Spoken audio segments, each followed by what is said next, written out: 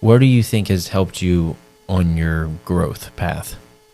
Continuing to show up over and over, facing my fears. They say that in your successes are in your challenges, and what I chase and what I face are my fears.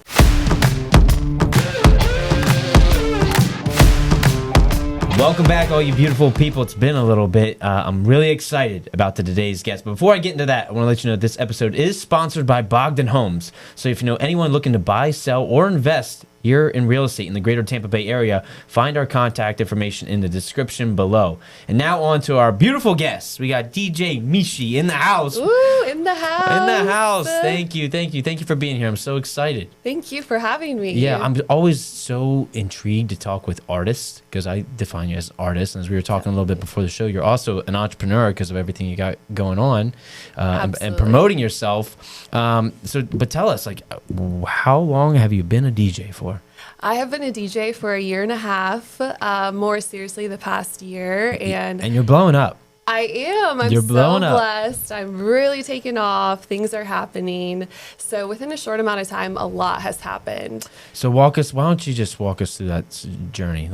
One, being a DJ is so cool, right? I feel like now, especially in today's age, but then to do it successfully is another amazing feat. So how did you come to be DJ Meeshy?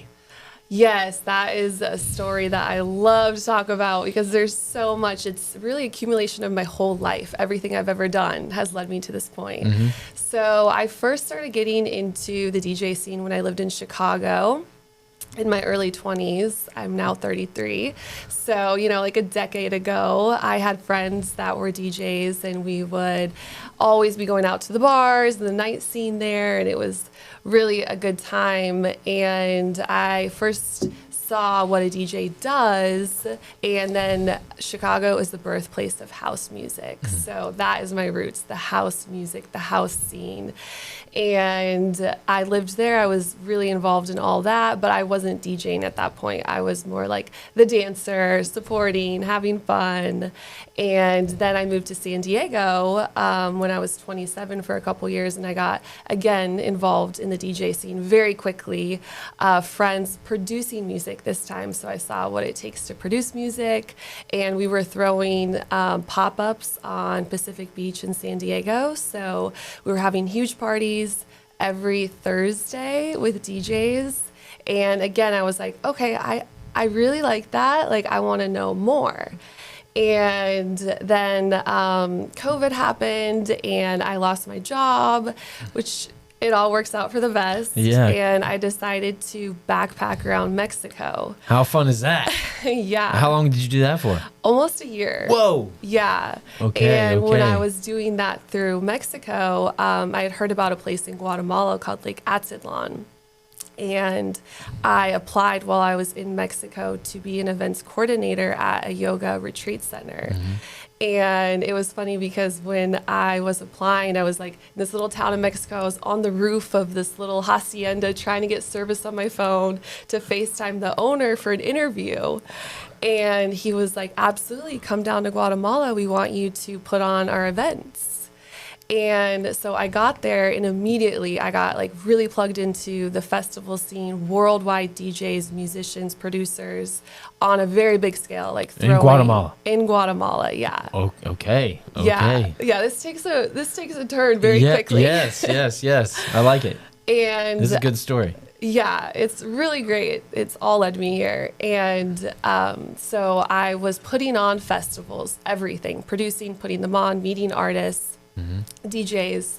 And the first festival I put on, I was completely sober. That was a sober retreat center. And I was dancing on this beautiful platform overlooking this volcanic lake. And this DJ, one of my favorite DJs, producers called Mose, was playing. He was playing instruments with this set. And in that moment, I felt so free in my body. I had never felt so free before, and it was a feeling that I still carry with me to this day because I said right then and there, I want to share this feeling. Okay, so that started that was the spark that said, okay, how can I spread this Yeah. to many more people. Yeah. And we talked a little bit about divine. So okay, but let's continue. So you're in Guatemala. You're having this experience. When you were playing around with producing. You've been in the festival scene. You're at this sober festival. When do you decide? Okay, when is DJ Meeshy born? Yes. So that planted the seed, and I absolutely knew that that's what I wanted. But I was in a very interesting time in my life working at this retreat center and really learning the back end of what it takes to be successful, and also the festival and event scene as well, and just networking, like meeting DJs from around the world and what they were playing. And in Guatemala, it was like a mix between electronic music and tribal. And I really love that part of my musical offerings too. So I was like, I want the instruments, like I want all that. So eventually, I knew I was going to have to make it back to the US, and I was talking to this girl at one of the festivals, and I was like, I think I need to make it back at some point. I've been gone for almost a year. And she was like, you know what's a really cool place? St. Pete. And we were like literally on a volcanic mountain in Guatemala, and I heard about St. Pete for the first time. It pulls you in. Yeah. It pulls you in. And she was like, there's a great yoga community here. And I had quit drinking at this point for a year. I had been sober, and I was looking to find a sober community, and the yoga community tends to be that, or at least provide those alternatives. Right. And so I made it back. I grew up in Indiana, so I went back to Indiana to reset, and I got a remote job, and I visited St. Pete, and I fell in love immediately. Like, I went walking around Vinoy, and it doesn't take much. It doesn't take much. I was like, this is it. And I was taking a plane ride overlooking St. Pete, and I was like, this is my home. So I moved to St. Pete, and around the same time, I got my first DJ deck.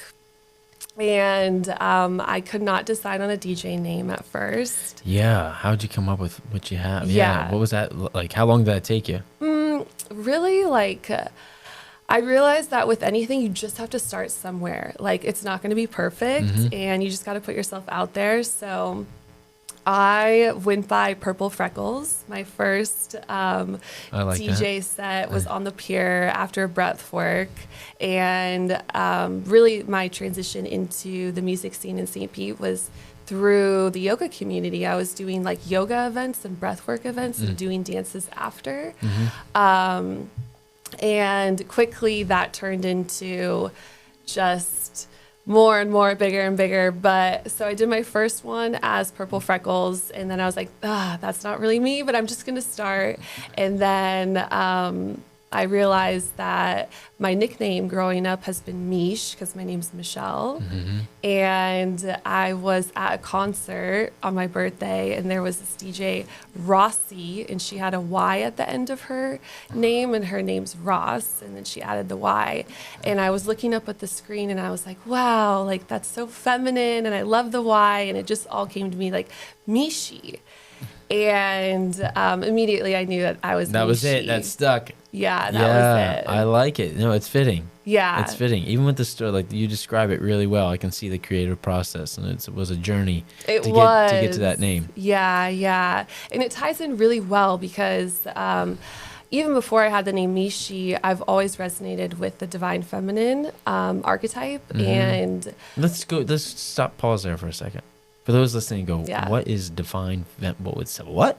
Yes. So let's talk about that a little bit. What does that mean to you? Yeah, so the divine feminine archetype is the energetic qualities of the highest qualities of the feminine energy. So for me, I resonate with creativity, intuition, gracefulness, harmony, and then the divine masculine is the highest qualities of the masculine energy, those being assertiveness, leadership, direction, and strength.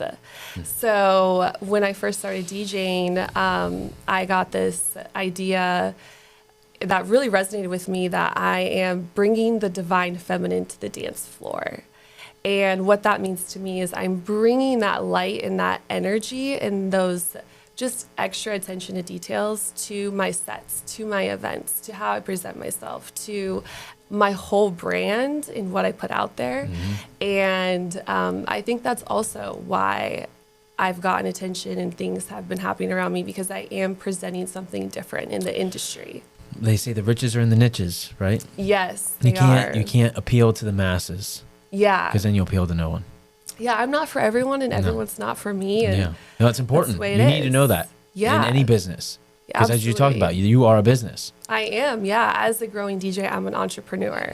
So I am doing everything by myself. I am the manager, the agent, the talent, the artist, the social media strategist, the admin, the content creator, the photographer, the videographer, the editor. You wear a lot of and hats. on. A lot of You hats. really do. And true to entrepreneurship, when you're starting out, everything I make goes back into the business, back into me. And not only am I the business, but I'm also the service and the product. So it's a really interesting part of the journey, but I really enjoy all of it. And like I said, everything I've done has led me here. Yeah, so we've been locked in for a year. Let's fast forward. Yeah. Like now, like you've had a lot of things happen over the last year, but you've been consistent. Where do you think has helped you on your growth path? Continuing to show up over and over, facing my fears. They say that in your your successes are in your challenges, and what I chase and what I face are my fears. I never thought I would be at this point, because really it's all the things that I was afraid of growing up. So interesting enough, I had hearing loss as a child. I had ear tubes that came out. I've had ear surgeries, and I had this idea that I couldn't hear very well, especially when it came to lyrics in music. Like, it sounds a little bit muffled. So music, to me, I was like, I have a block with music because I have some hearing loss. And I was also very shy growing up. So now I decided to face my fears as I've just grown into myself and become an adult. And now I'm performing on stages. I'm not shy. I'm literally using my ears as a tool and as my dream now. Oh, man, you said so many things I want to touch on. And I also want to know about your creative process as a DJ, because it's a whole art in itself. Yeah. But let's first talk about fear, because I think a lot of people listening can resonate with fear. Shows up in all kinds of different ways, but yet you're finding success on the other side of fear. Yeah. And you said something about you never thought that you'd be where you are now, but at some point you had to.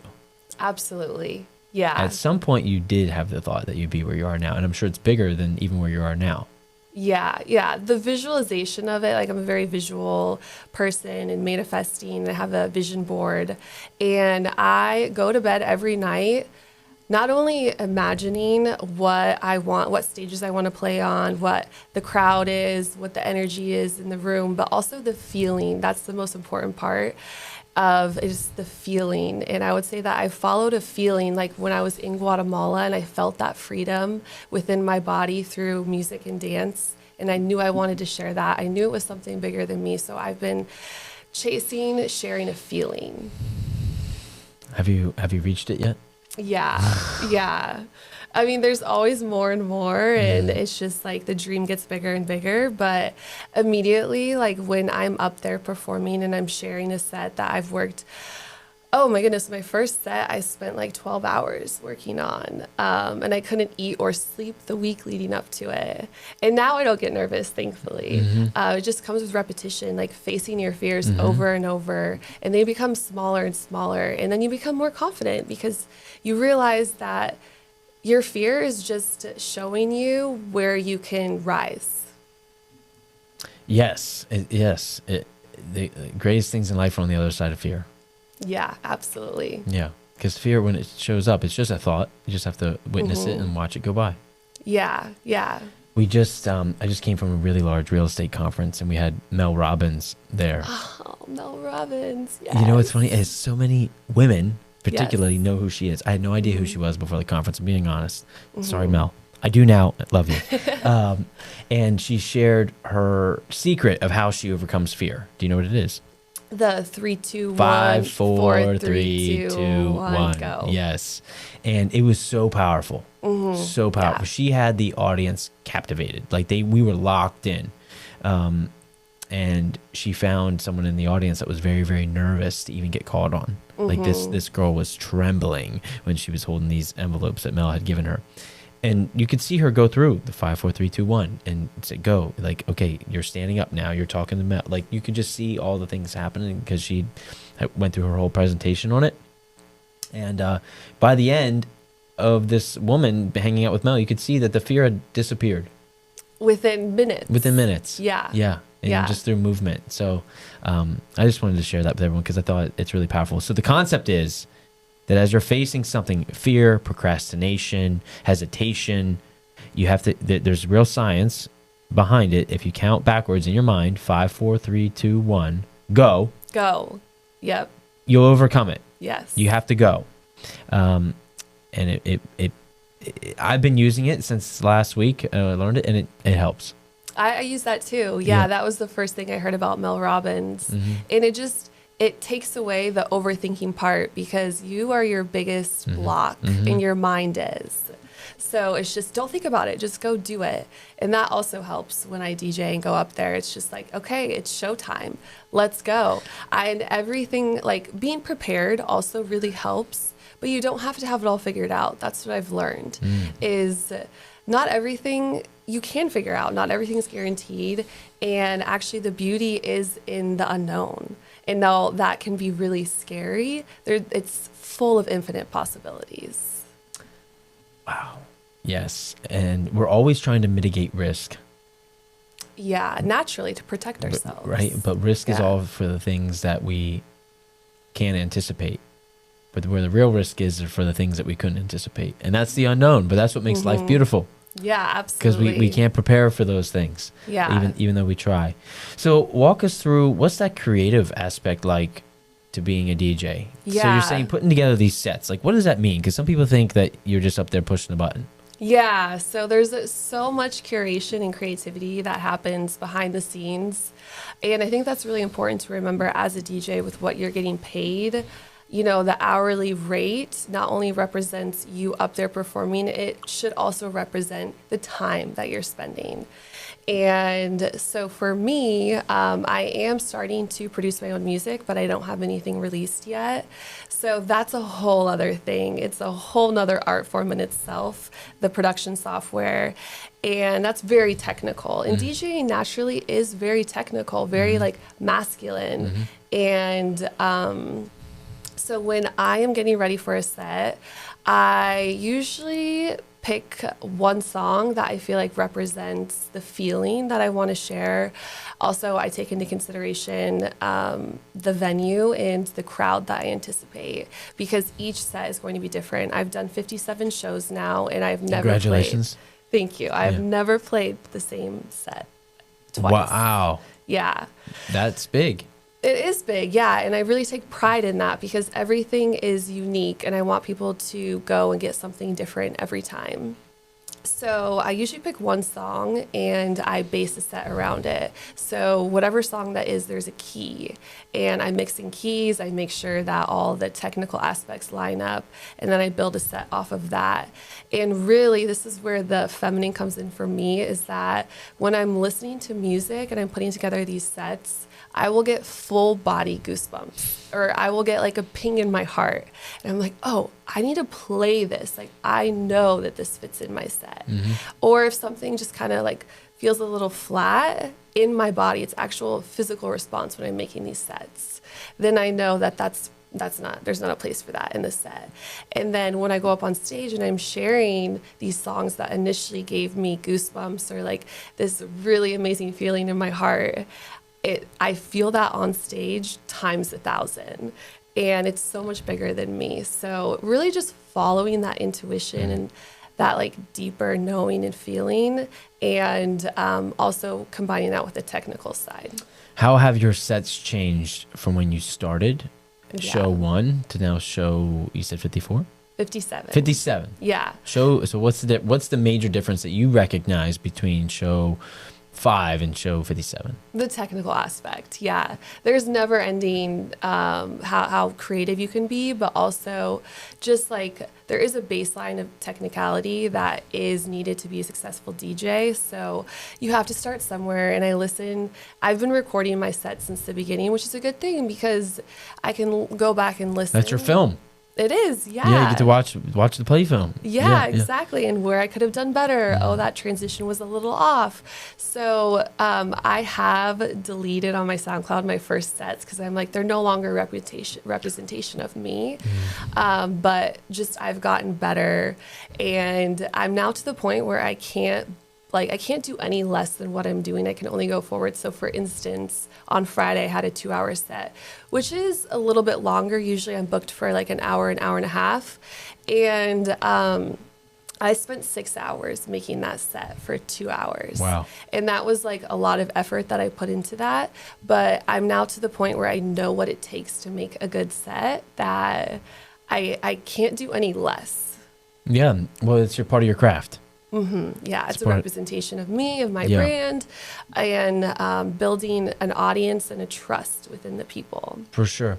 And those that appreciate good DJ, like some people are just listening to music to listen, but those who have an ear for it recognize those transitions, recognize the turn, the build up, the drop. Like there is, even when something doesn't line up or something was off, like if you have an ear for it, you notice it.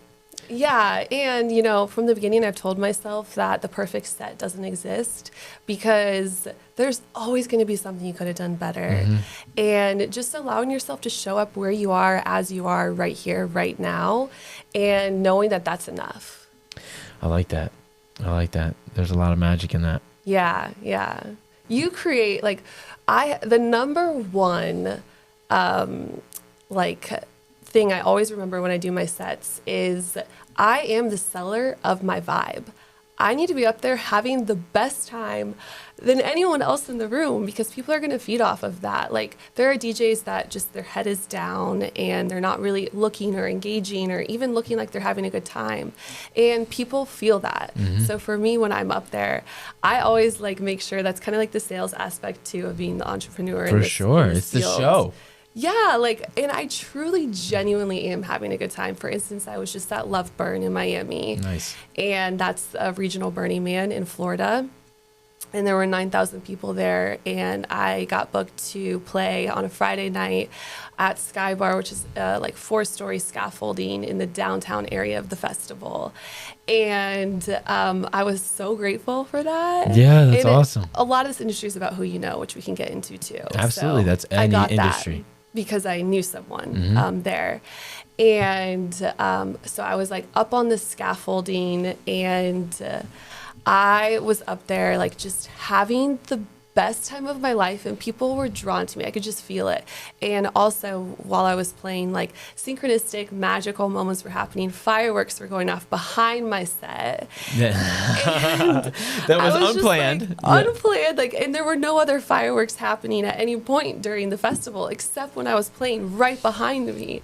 And then this very popular and famous art card that's an octopus, El Pupo Magnifico, came, and usually it wanders around and it shoots out fire. It's huge art car shoots out fire, and it came and parked right in front of my set and did fire for my music. So it drew a crowd, and it was a feeling beyond me. You were riding the high on that one. I will take that feeling with me. Yeah. And it showed me what's possible and where I can go. And there's a saying that DJs are nothing without dancers. And that's true because if I'm up there DJing and there's no one there or no one's dancing, then I'm not doing my job.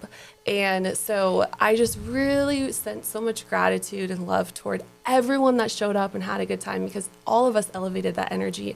Everyone there just knew it was something special. Multiple people have told me that was the highlight of their Love Burn. Sky Bar told me that was the best Sky Bar has ever been. And I was like, all right, here we go. DJ Meeshy in the house. Up level. Yes. And so those experiences like that, now you're almost you're not almost, you are building your portfolio to go get the next gig, one on top of the next on top of the next, because now you get to say that you just had that and that was the vibe and how many people were there, right? When you go after your next one. Yeah. How much of that is you doing outreach now? Like I'm sure in the beginning it was like a lot, or versus now like people pulling you into gigs versus you going out and seeking them? That's a great question, and I've actually been reflecting on this recently because, again, with the divine feminine archetype, she magnetizes and she's the receiver, and the masculine is the one that's the go-getter and the asker.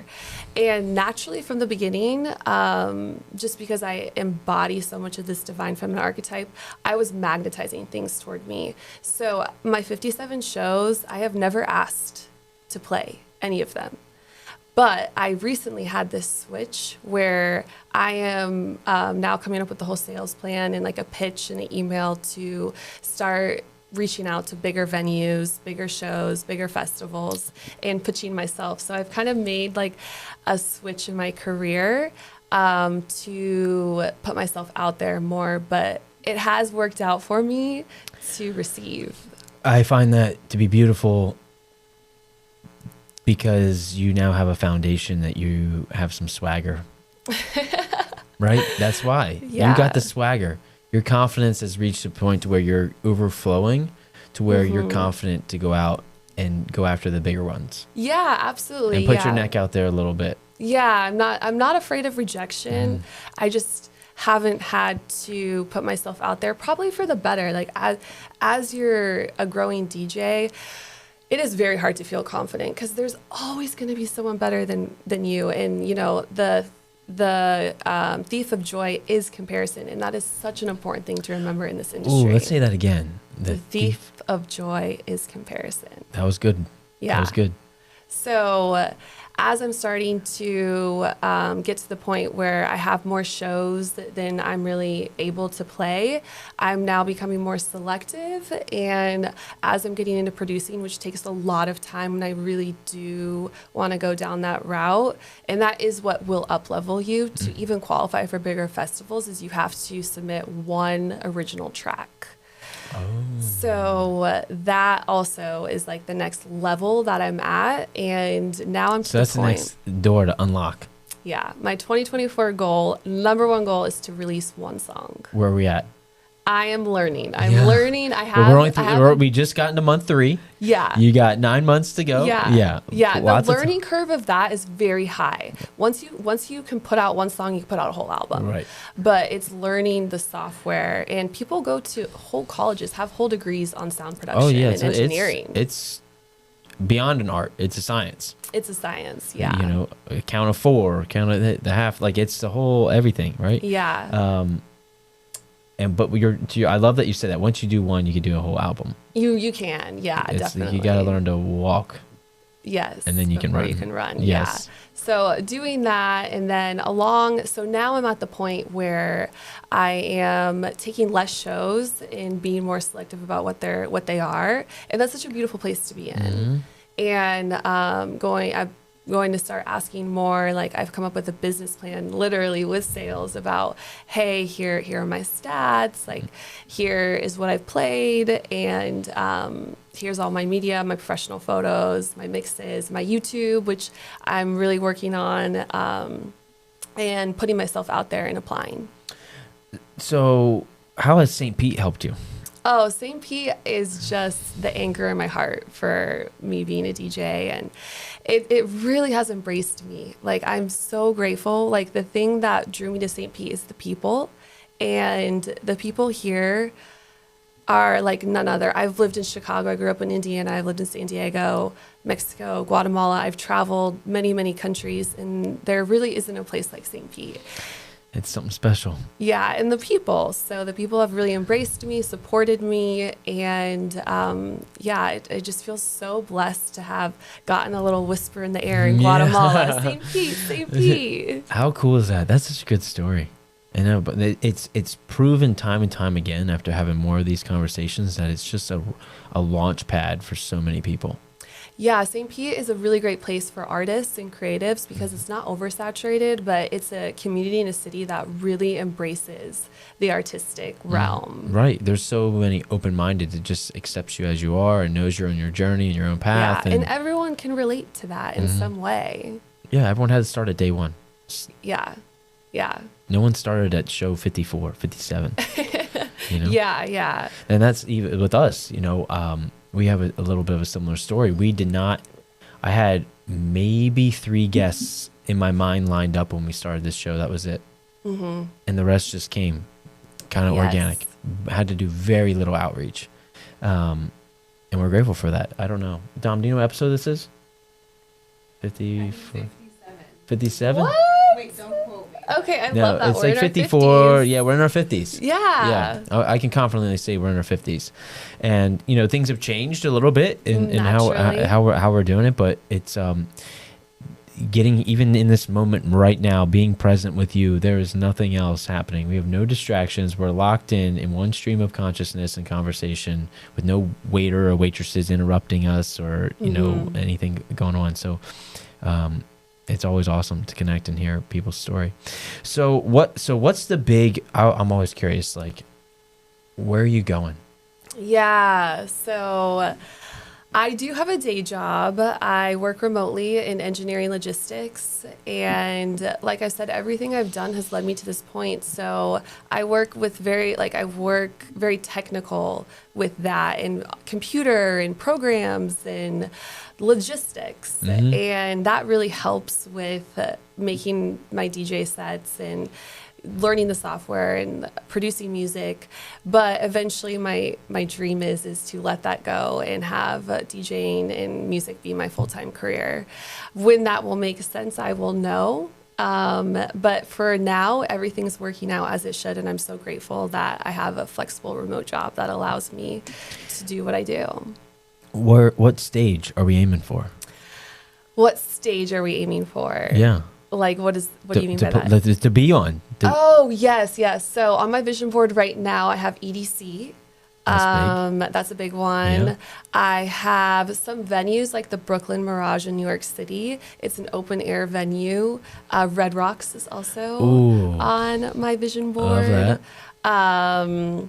Envision is this festival in Costa Rica. Okay. I would absolutely love to play there. So a mix of festivals and stages that I really envision myself being I knew at. you had them. I knew you had them. Yeah. Interesting enough, I was like, my vision board, it's small. Like basically I cut out little logos. I print and cut out logos of these like festivals and stages, and I taped them up. In the beginning of this year, I had like the biggest ones you could think of, like EDC, Tomorrowland, the ones I just mentioned, Burning Man's up there. And then I was like, I need to start local. Like if I'm gonna look at something and visualize myself every day, I need to start local. So I started with more local venues and production companies, and already it's March, I've done 3. And they've just come to me. And how cool is that? it's so cool. I'm like so grateful that already, like I thought, in 1 year I want to do these. Like I think there's like 6 or 7, and I've already done 3 in 3 months. Whatever you think is possible, you need to 10x it. Yeah. So I am dreaming of the biggest stages in the world. Good. You have to. Yeah. You have to. Yeah. Because that's how big your world will be. Yeah, and like we said from the beginning, you are your biggest obstacle, but you also are your biggest yes. And what I have learned is no one is going to do it for you. Out of 57 shows, you have to start somewhere. No one's going to do it for you. No one's going to tell you to do it. And really the time that's the most important is the time that nobody sees. Yes. Yeah. It is. But that's the journey. And like I can tell you're enjoying this journey so much. Yeah. And that's why you're having success. I really am. I love it. It's all I think about, all I do, and It's you. It really is. And You it feels found you. so good. Yeah. Like I mean, because music is so close to soul. it is. Yeah. I don't know if you can get any closer. I agree. And dancing. Yes. Yeah. Yeah. Just through movement. So to find that passion in that and be, you already like your journey there is Incredible. I love it. I love it. I love it. Thank you. So tell me more about St. Pete when you're not behind the deck. Yeah. Or, in the lab, The studio. The studio. Yes. You're, what are you doing around St. Pete? Yeah, I'm going to events. So the name of the game is networking, and it is about who you know. And what I have learned, and I feel like what has also got me this far, and I really feel like I'm just right on the cusp. Like I am growing, and I'm like about to hit the next phase. But what has gotten me here is genuine connections within the community. I don't network for the sake of networking. I go out and I genuinely connect with people. I ask people about themselves. I make those connections because people forget what you say, but they won't forget how you made them feel. And so I go out genuinely wanting to meet people and with the mindset that no one's competition, they're collaboration. And really switching that mindset, especially as a woman in the culture that we've grown up in. We've grown up to view each other as competition. And I feel like now there's a movement of collaborating together, especially with other women. So in the DJ community in St. Pete, I meet up with coffee and we have brainstorming sessions with other girls that are DJing, that are doing the same things I am. And now we're doing events together and we're doing lineups together where we play back to back rather than, oh, you got that gig? What'd she do to get that? No, come on in. Let's uplift each other. Let's support each other. Let's collaborate. Your following now knows who I am and my following now knows who you are. So I'm really at that point of making these connections within St. Pete and showing up. You're coming from a place of love. Yeah, it's all about the love. Yeah, of course. Yeah, and like showing up to these events because it doesn't go well if you ask to play an event. I've seen people do it and you've never even been to that event before. And they'll be like, come, we need to know who you are. Like, come to the event, see what we're about. And I've gotten a lot of my shows just by going to shows and meeting the people that put it on and like really resonating with what it is they're doing. And I don't say yes to all the shows. You're bringing so much wisdom here right now. It's awesome, and I don't doubt that you're going to the moon. If there's a stage on the moon, you're going to be on it. That's a new one. Yes. Yeah, or Mars. Yeah. Because it is all about the relationship in an authentic way. Authenticity. Yeah. Like you're not like no networking is just another word for building relationships. We just forget that. We do. Yeah. It's very cut and dry and kind of like business when you think of networking, but the ultimate goal is that deeper connection. No, a human network is no different than a computer network. Expand on that. Well, think about it. If there's a series of computers that are talking to each other, they're working off one another, one program's running off another, it's no different than humans. It's a little more complicated because there's emotions involved. Yeah. But it's no different than the zeros and ones of the computers talking right there. That network is as strong as many computers are in it. Yeah. And your personal network is the same way. And how strong are those connections? So I look at right now in this moment, you and I are strengthening our connection in our friendship, right? But like significant others or your core five are like so much stronger. Then you have people way out on the side or like satellites that aren't as they're acquaintances, But the more you see somebody or you communicate with them and you know more about them and you're genuinely getting to know a person, you're creating a feeling, those connections are stronger. Now you have more and more people to reach out to. And the bigger your web, the bigger your life. Yeah, absolutely. And so I visualize that after reading Elon Musk's book right now, and one thing that he says that computer networks are easier than human networks. Yeah. Because we do have sans the emotion. Yes. But you're doing a great job at it. Thank you. Yeah, you recognize that as well. And I really feel that that's what propels people in any way that they want to grow is that real authentic connection with people. Oh yeah, look at it as like a spider web. Yeah, it is. Yeah. How big is your web? Yeah. That's the more you're gonna catch. Yeah. Yeah. Yeah. That's cool. So if you're hanging around St. Pete and you're not at an event and you're getting hungry, where are you going? Good old hunger question. Yeah, because I'm hungry right now. Yeah, Mangosteen. Mangosteen. Love that place. I love it. Yeah. It's my go-to. Nice. Yeah. That's good. Anywhere else? I like my ramens. I like, my sushis. I really like Oriental food. I would love to, I've thought of myself, like I've had this dream of playing in Tokyo. And I really would love like an Asian tour one day. And I'm Yeah. like, I love Asian food. So why not? Be the best of both worlds, Yeah, right? it would be. Yeah. So any of those, I love hole in the wall places too, Indian food. There's this place. Yeah, that it's actually in Tampa, but sister city. It's connected to a BP and it's Indian food and it's like very like on the DL, but it's the best Indian food I had. And I don't even know what it's called. I just know it's connected to a BP. You just know you're going to fill up your gas tank and get some Indian food. yeah, get some dal. Oh, that's awesome. That's awesome. Where do you think St. Pete's going?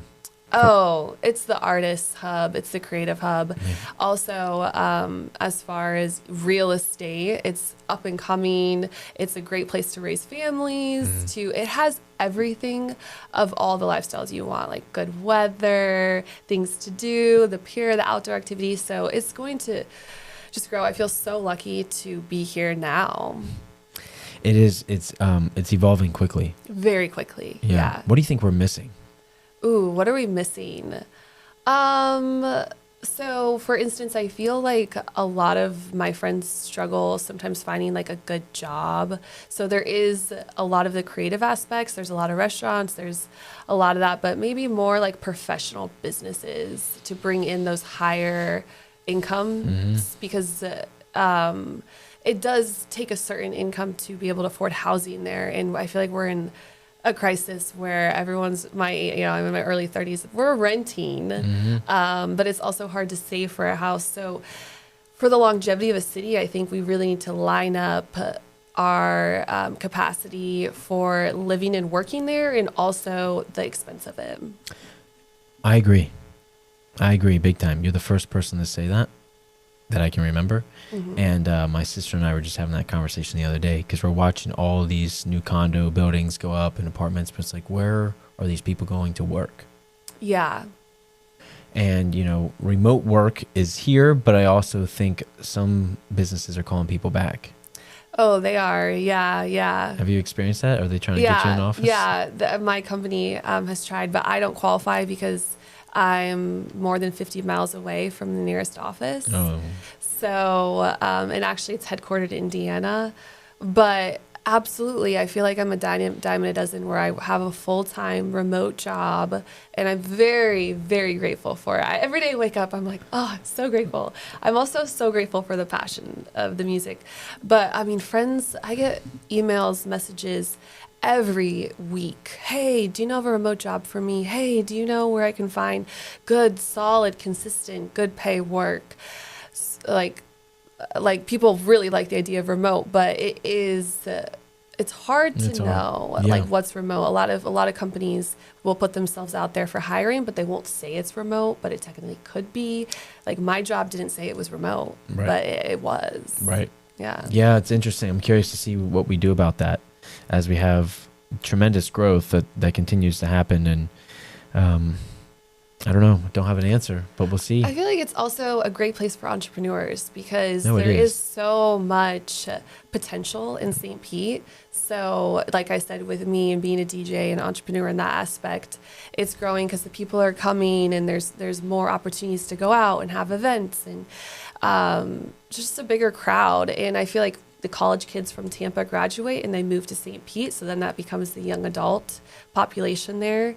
And especially with what I'm doing, that's prime. And so in that regard, it's great for the career I'm in because there's no shortage of events or outings. Oh yeah, you're in the great spot for that. There's always something going on. Like even they contacted me to DJ for a marathon in St. Pete and things like that. Like I like doing not just nightclubs and things like that. I like doing community outreach. And like this weekend, I'm DJing at a tattoo shop because it's Women's History Month, where all the proceeds are going toward Loft 181, which is a Tampa-based nonprofit organization where young teenagers in foster care and trafficking survivors can go and shop for free in this boutique and pick out their accessories and their clothes. And Love that. like a whole shopping experience. So I like everything that's happening right now in our city. Me too. I love it. And as you were saying that, I had a question, and sometimes I don't know. I don't remember. But, I think it had to do with the, I was just going to make a comment about how I know more people who move to St. Pete from Tampa than people move from Tampa, St. Pete to Tampa. Like it's almost a one-way street of people coming over here, especially from the universities, like you said. They live over there, and then they're like, I got to come over to St. Pete, try something different. Yeah, absolutely. Good for your industry. Yeah, and what I view the future of St. Pete and Tampa being is I really see them evolving as their own independent cities. They kind of already are, but like I really see that they're going to just be their own hub in a way, but have more of a draw for people that want to move here around the country because they're so close, and it's a huge network. It's a huge network, and it's two different vibes, and to watch, it's going to be interesting to see how we keep St. Pete local. Yes, yeah. It's something I've been thinking more and more about as I watch the growth, to your point about jobs and expenses, because as you know, I'm in the business of real estate and watching those prices go up and price per square foot and things like that for commercial space. At some point, it becomes too expensive for the mom and pop to hold down the fort. And we have to do a really good job of keeping Fortune 100, Fortune 500 companies at bay, so they don't jack up the prices. Yeah, absolutely. I think because that's what keeps that's why we have a vibe. I was just gonna say that's the draw. That's like within downtown St. Pete. Where can you find a McDonald's? Yeah, exactly. You can't. No. Right. Which is great. Yeah, and that draws business toward the local businesses. Right. Yeah. And not to say that that's the same audience, but any one of those bigger box. And hey, you know, they not all started there, and I get that, but at the same time, there's specialness in that local vibe that we have, whereas Tampa has a little more upscale and bigger box stuff because it's more of a proper city. Yeah. I think it really depends a lot on who's in charge of the city development, who's making those decisions on behalf of St. Pete, who is, you know, in the local government realm, because depending on what their narratives are, what their goals are, they're going to say yes to that business going in or no to that business going in. So the city development is probably the most important It is part. for the future. Yeah. It is fun. I'm reading this book right now by Morgan Housel called Same as Ever. I'm not that deep into it, but pretty much the premise is what's the same now that was the same 100, 500 years ago that's going to be the same 100 or 500 years from now. And we can't predict events, but we can predict behavior. Yeah. And so what are the behaviors of humans that's going to be the same 100 years from now as it was now? And an example was, just an easy one was, Jeff Bezos said, thinking that what's going to be the same, people are always going to want lower prices and faster shipping. So that's what he focuses on. Yeah. But what they want to buy or how, like you can't focus on that. Yeah, absolutely. People will always want lower prices, faster shipping. People will always need a place to live. Always. Yeah. People are always going to want music. Always, right. And dancing. That yes. is ingrained in our... But 50 years ago, DJing looked way different. Oh, yeah. Can you imagine if you had to show up with a van full of records? There's a special art to it for sure. Yes. And I know DJs from back in the day that they said, you know, they had their milk crates and milk crates and milk crates of records. Yeah. And, you know, you might know the records you're going to go to, but that's it, you know. Yeah. Different. But now it's a flash drive. Right. And if you want to get more fancy, a laptop or... you know, like where I see myself going is instruments too, like looping and live instruments. That'd be cool. Yeah. But the times are changing, but like the ethics and the feelings are still there. People want the security of a home, a roof over their head. People want community. People want music. People want connection through dancing, through networking, through talking. Like those will always stay in our city, and what that looks like will be different. Yes. Yeah. Yes. I think that's a good place to wrap this up. If they're still with us, DJ Meeshy, Yes. what should they comment below? They should comment, see you on the dance floor. See you on the dance floor. Yeah. I love that. Love that. When's your next? Yes, I have so many things coming up. I have 6 shows in March, but the big one is Camp Sacred City.